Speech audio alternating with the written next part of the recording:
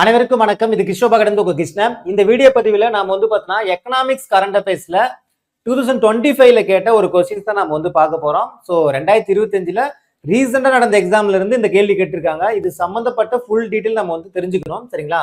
So என்ன கேள்வி அப்படின்னு பார்த்தோம்னா பர்ஃபார்மன்ஸ் கிரேடிங் இண்டெக்ஸ், அதாவது பிஜிஐன்னு சொல்லுவாங்க. ஸோ இந்த பிஜி அப்படிங்கிறது எதை டினோட் பண்ணுது அப்படி மாதிரி கேள்வி கேட்டிருக்காங்க. ஸோ இங்க பாத்தீங்கன்னா தெரியும் கீழே. ஓகேங்களா? செயல்திறன் மதிப்பீடு குறியீடு. ஓகே, என்னது செயல்திறன் மதிப்பீட்டு குறியீடு அப்படிங்கிறது எதை பத்தி சொல்லுதுன்னு கேட்கிறாங்க. இதுக்கான ஆன்சர் பார்த்தோன்னா பள்ளி கல்வி தரநிலை, அதாவது the status of school education. So ஒரு ஸ்கூல் எஜுகேஷனுடைய ஸ்டேட்டஸ் தரநிலை எந்த அளவுல இருக்கு அப்படிங்கிறது தெரிஞ்சுக்கிறதுக்காக மதிப்பிடுறது என்னது இந்த செயல்திறன் மதிப்பீடு குறியீடு. ஓகேங்களா? ஸோ இது சம்பந்தப்பட்ட ஃபுல் டீட்டெயில் தெரிஞ்சுக்கணும். ஏன்னா நமக்கு கேள்வி டைரக்டா இது என்ன சொல்லுதுங்கிறது கேட்டாங்க. ஆனா இது என்ன பர்பஸ், இது எப்படி அந்த தரநிலை பிரிக்கிறாங்க, லாஸ்டா நடந்த அறிக்கைப்படி எந்த ஸ்கூல் டாப்ல இருக்கு அப்படிங்கிறது எல்லாமே நம்ம தெரிஞ்சு, எந்த மாநிலம் ஸ்டாப்ல இருக்கு எல்லாமே நம்ம தெரிஞ்சுக்கணும். சரிங்களா? ஸோ பார்க்கலாம். Performance grading index. ஓகேங்களா? பிஜிஐ 2.0. ஆக்சுவலா ஸ்டார்டிங்ல வெறும் பிஜிஐ அப்படின்னு தான் இருந்துச்சு. ஓகேங்களா? அதுக்கப்புறம் என்ன பண்ணிருக்காங்கன்னா பிஜிஐ 2.0 அப்படிங்கிற மாதிரி என்ன பண்ணிருக்காங்க, சேஞ்ச் பண்ணிருக்காங்க. ஸோ கடைசியா வெளியிட்ட அறிக்கை எப்பன்னா 2023 to 24. ஸோ அப்பதான் கடைசியா இந்த தரநிலை பிரிச்சிருக்காங்க. ஸோ அப்ப கடைசியா பிரிச்ச தரநிலைப்படி எந்த மாநிலம் முன்னாடி பின்னாடி இருக்கு, அதே மாதிரி எப்படி தரநிலை பிரிக்கிறாங்கன்னு நம்ம கொடுத்துருப்பாங்க. அதையும் நம்ம தெரிஞ்சுக்கணும். அதையுமே டிஎன்பிசில கேள்விகள் கேட்பாங்க. ஓகேங்களா? ஸோ பாருங்க, ஃபர்ஸ்ட் இதை யார் வெளியிடுறாங்க அப்படின்னு பார்த்தோன்னா மத்திய கல்வி அமைச்சகம், அதாவது மினிஸ்ட்ரி ஆஃப் எஜுகேஷன் சொல்லுவாங்க. ஸோ எஜுகேஷன் டிபார்ட்மெண்ட் தான் என்ன பண்றாங்க, ஆப்வியஸ்லி பார்த்தோன்னா நம்ம ஸ்கூல் அப்படிங்கும் போது எஜுகேஷன் டிபார்ட்மெண்ட் தான் ரிலீஸ் பண்ணுவாங்க. ஓகே, இதோட நோக்கம் என்ன, இந்தியாவினுடைய மாநிலங்கள் மற்றும் யூனியன் பிரதேசங்களில் உள்ள பள்ளி நிலையை மதிப்பீடு செய்து கல்வியினுடைய தரத்தை உயர்த்துதல். ஸோ ஸ்கூலோடைய ஸ்டேட்டஸ் எல்லாமே இது பண்ணி அது மூலமா நம்ம ஒரு ரிப்போர்ட் மாதிரி கொடுத்தோம் அப்படின்னா அதுக்கப்புறம் வர்றதுல என்ன ஆகும், ஆட்டோமேட்டிக்கா கல்வியினுடைய தரத்தை உயர்த்தலாம். ஏன்னா யாரு எந்த மாநிலம் லோ, எந்த மாநிலம் ஹை இருக்கு, எந்த ஸ்கூல்ல லோ எது ஹைல இருக்குன்னு தெரிஞ்சிச்சுன்னா அடுத்த கட்டத்துல அவங்க என்ன பண்ணுவாங்க, அந்த இலக்கை நோக்கி போவாங்க. ஸோ அதுக்காக தான் என்ன பண்றாங்க, இந்த தரநிலை பிரிக்கிறாங்க. ஓகேங்களா? ஓகே, இந்த அமைப்பு, இந்த பிஜிஐன்னு சொல்லக்கூடிய இந்த அமைப்பு எப்பன்னா 2017ல தொடங்கினாங்க. ஓகேங்களா? அதுக்கப்புறம் 2021ல தேசிய கல்விக் கொள்கை, அதாவது நேஷனல் எஜுகேஷன் பாலிசி 2020ல ரிலீஸ் பண்ணாங்க பாத்தீங்களா, அது பிளஸ் SDG 4. ஸோ இதை டார்கெட் பண்ணி அதுக்கு தகுந்த மாதிரி என்ன பண்ணாங்கன்னா பிஜிஐ 2.0 அப்படின்னு மாத்தினாங்க. ஸ்டார்டிங்ல வெறும் பிஜிஐ தான் இருந்துச்சு. அதுக்கப்புறம் இந்த ரெண்டு டார்கெட்டா வச்சுட்டாங்க. என்னது, தேசிய கல்விக் கொள்கை 2020, SDG 4. ஓகேங்களா? இந்த டார்கெட் படி பள்ளி கல்வித்துறையில எப்படி இயங்குது, ஓகேங்களா, அதாவது ஸ்கூல் எப்படி இயங்குது அப்படிங்கிறது அந்த மாதிரி என்ன பண்ணிருக்காங்க, பிஜிஐ 2.0 அப்படிங்கிற மாதிரி என்ன பண்ணிருக்காங்க, மாத்தி அமைச்சாங்க. சரி, ஓகே, இது எப்படி சார் தரநிலையை பிரிக்கிறாங்க அப்படின்னு ஒரு கேள்வி கேட்பீங்க. ஸோ அதுக்கு என்னன்னா, இங்க பாருங்க, மதிப்பீட்டு முறை. ஓகேங்களா? Scoring and structure. ஃபர்ஸ்ட் என்ன பண்றாங்கன்னா 1000 பாயிண்ட்ஸ் அப்படிங்கிறது ஃபிக்ஸ் பண்றாங்க, 1000 புள்ளிகள் அப்படின்ட்டு. ஓகேங்களா? அதுல 73 குறிகாட்டிகள் வைக்கிறாங்க, அது இண்டிகேட்டர். ஓகேங்களா? என்னது, குறியீடுகள் 73. அதாவது ஒவ்வொன்றுக்கும் இப்ப ஸ்கூல்னு வச்சுங்களேன், ஒரு சின்ன சின்ன விஷயங்கள் கூட நோட் பண்ணுவாங்க. அந்த மாதிரி மொத்தம் 73 குறிகாட்டிகளோட என்ன பண்றாங்கன்னா இது தரத்தை பிரிக்கிறாங்க. முக்கியமா 6 முக்கிய டொமைன், 6 முக்கிய பிரிவுகளா பிரிக்கிறாங்க. எதை அடிப்படையில் அப்படின்னு பாத்தீங்கன்னா, இங்க பாருங்க, ஃபர்ஸ்ட் கற்றல் விளைவுகள். So learning outcomes. ஸோ மாணவர்கள் எந்த அளவுக்கு அதை லேர்ன் பண்ணி அதை அவுட்புட்டா வெளியிடுறாங்க.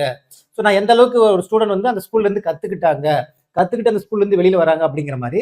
ரெண்டாவது கல்விக்கான அணுகல், எப்படி அவங்க கல்வியை அப்ரோச் பண்றாங்க, ஸ்கூல்ல ஒவ்வொரு ஸ்டூடெண்ட்டுக்கும் எப்படி கல்வியை அப்ரோச் பண்றாங்க அப்படின்ட்டு. அடுத்து உள்கட்டமைப்பு மற்றும் வசதிகள், அதாவது இன்ஃப்ராஸ்ட்ரக்சர் அண்ட் ஃபெசிலிட்டி. ஒரு ஸ்கூல்ல எந்த மாதிரி இன்ஃப்ராஸ்ட்ரக்சர் இருக்கு, ஃபெசிலிட்டி எந்த மாதிரி இருக்கு அப்படிங்கிற மாதிரி. அடுத்து சமத்துவம், ஈக்குவாலிட்டி. எப்படி இப்ப ஸ்கூல்னா ஏற்றத்தாழ்வுகளோட பண்றாங்களா, இல்ல சமநிலையா எல்லா ஸ்டூடெண்ட்டுக்கும் ஒரே மாதிரி தான் பண்றாங்களா அப்படிங்கிறது. அடுத்து நிர்வாக நடைமுறைகள், அதாவது கவர்னன்ஸ் ஆஃப் ப்ராசஸ். ஸோ அங்க எப்படி அந்த நிர்வாகம் நடக்குது, அட்மினிஸ்ட்ரேஷன் அந்த ஸ்கூல்ல எப்படி நடக்குது அப்படிங்கிறது. அதுக்கப்புறம் ஆசிரியருடைய கல்வி மற்றும் பயிற்சி. ஸோ அங்க அந்த ஸ்கூல்ல இருக்கக்கூடிய டீச்சர்ஸோடைய எஜுகேஷன் எப்படி, அவங்க எந்த மாதிரியான ட்ரைனிங்லாம் ஸ்டூடெண்ட்டுக்கு கொடுக்குறாங்க. ஸோ இந்த 6 பிரிவுகளுடைய, அதாவது 6 டொமைனுடைய அடிப்படையில என்ன பண்றாங்கன்னா இதை தரநிலையை பிரிக்கிறாங்க. அதுக்குள்ள 73 குறிகாட்டிகள், அதாவது 73 இண்டிகேட்டர்ஸ் என்ன பண்றாங்க, சின்ன சின்னதா நோட் பண்ணி அந்த தரநிலையை பிரிக்கிறாங்க. ஓகேங்களா? சரி, ஓகே. இப்ப இந்த தரநிலை எப்படி ரேங்க் 1, ரேங்க் 2 அப்படி பிரிப்பாங்களான்னு கேட்டா அப்படி கிடையாது. இது பாருங்க, தரவரிசை நிலைகள். ஓகேங்களா, அதாவது கிரேடிங் டயர்ஸ் சொல்லுவாங்க. மாநிலங்கள் அவர்கள் பெரும் புள்ளிகளின் அடிப்படையில் 10 நிலைகளாக பிரிக்கப்பட்டிருக்கின்றன. அதுல பாருங்க, குறிப்பா தக்ஸ் அப்படிங்கிறது என்னன்னா 941 டு 1000 புள்ளிகள் இந்த ரேஞ்சில் இருந்துச்சு அப்படின்னா அந்த ஸ்கூலுக்கு வந்து பார்த்தோன்னா தக்ஸ் அப்படின்னு சொல்லுவாங்க. அப்ப இது வந்து தான் இதான் இருக்கிறதுல ஹையஸ்ட், மிக உயர்ந்தது இதுதான். ஆனா இது வரைக்கும் எந்த ஒரு இதுவுமே யாருமே வந்து பார்த்தா இந்த ரேஞ்ச் வந்து வாங்கினதே கிடையாது. அப்ப பாருங்க, எல்லா மாநிலத்திலும் எல்லாத்துலயுமே ஏதோ ஒரு குறைபாடுகள் இருந்துட்டு தான் இருக்கு. ஏன்னா இந்த ரேஞ்சு 941 டு 1000 புள்ளிகள் இது வரைக்கும் யாருமே வாங்கினது கிடையாது. அடுத்து பாருங்க, உட்காட்ஸ்ன்னு சொல்லுவாங்க. ஓகேங்களா, இது வந்து பார்த்தோன்னா 881 டு 940 புள்ளிகள். ஓகேங்களா, அடுத்தது வந்து பார்த்தோன்னா பிரஜஸ்தா. பிரஜஸ்தாலே 1, 2, 3 பிரிப்பாங்க. இது வந்து நடுத்தர நிலைகள் சொல்லுவாங்க. அதுக்கப்புறம் பார்த்தோன்னா ஆகான்சி. ஓகேங்களா, ஆகான்சி 1, 2, 3 பிரிப்பாங்க. இதான் வந்து இருக்கிறதுல லோ, குறைந்த நிலைகள் அப்படின்ட்டு. ஒரு சாம்பிளுக்கு ஒரு 4 எடுத்துட்டு வந்திருக்கு. அப்ப இருக்கிறதுலே ஹையஸ்ட் தக்ஸ், அதுக்கப்புறம் வந்து பார்த்தா உட்காட்ஸ் 881 டு 940. நடுத்தர நிலைகள்ங்கிறது பிரச்சஸ்தா 1, 2, 3, ஆகான்சி 1, 2, 3ங்கிறது இருக்கிறதுலே குறைந்த நிலைகள். நம்ம தமிழ்நாடு எங்க இருக்குன்னு சொல்லுங்க பார்க்கலாம். ரொம்ப கவலைக்கிடம் தான். ஓகேங்களா, நம்ம பார்க்கலாம் அது. ஓகேங்களா, ஓகே. அடுத்து பாருங்க 2023 டு 24, அதாவது இப்ப சொன்ன பாத்தீங்களா கடைசியா வெளியிட்ட அந்த அறிக்கையினுடைய முக்கிய அம்சங்கள் பாருங்க. ஃபர்ஸ்ட் முதலிடம் எங்க தெரியுங்களா? சண்டிகர். ஷாக்கிங்கா இருக்குல்ல? ஓகே, டோட்டலா எத்தனை? 703 புள்ளிகளுடன் முதலிடம் பெற்று பிரஜஸ்தா 1 பிரிவில் உள்ளது அப்படின்னு சொல்றாங்க. ஓகேங்களா, எத்தனை புள்ளி? 703.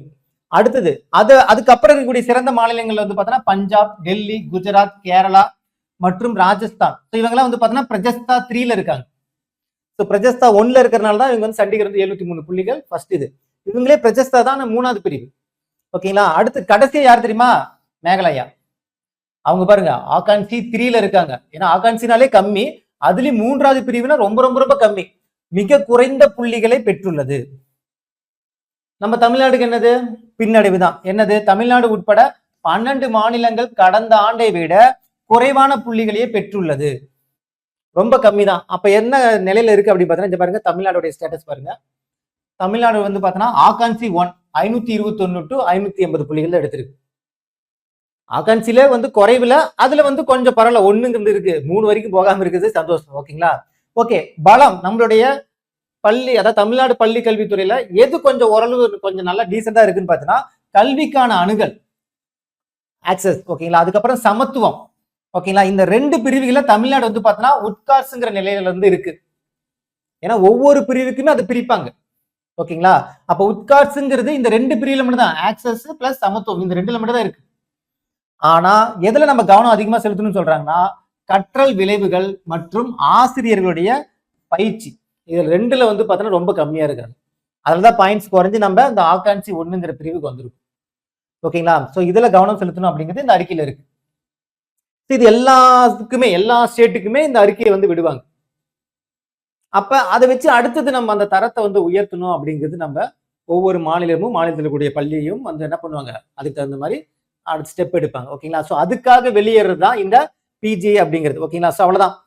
சோ இது வந்து ஒரு கேள்வியா கேட்டிருக்காங்க, பட் இதை சார்ந்து இருக்கக்கூடிய தகவலும் கேள்வியா கேட்டுருவாங்க அப்படிங்கிறனாலதான் இது சார்ந்து நான் டீட்டெயிலா உங்களுக்கு நான் கொடுத்துருக்கேன். இதை பத்தி யாரும் அளவும் நோட் பண்ணிருக்க மாட்டீங்க, அதை நோட் பண்ணி வச்சுங்க. கண்டிப்பா அடுத்து வரக்கூடிய தேர்வுல கேள்விகள் இதை சார்ந்து எப்படி வேணா கேள்வி கேட்பாங்க. தமிழ்நாட்டுடைய நிலை என்ன, எப்படி பிரிக்கிறாங்க, எந்த மாநிலம் எந்த மாநிலம் கடைசியா இருக்கு அப்படிங்கிற மாதிரி கேள்வி எப்படி வேணா கேட்பாங்க. இதை நோட் பண்ணி வச்சுங்க. ஓகேங்களா, ஓகே. இந்த வீடியோ உங்களுக்கு பிடிச்சு நினைக்கிறேன். மீண்டும் அடுத்த ஒரு தகவலுடன் சந்திக்கலாம். இது கிஷோப் அகாடமி. தேங்க்யூ.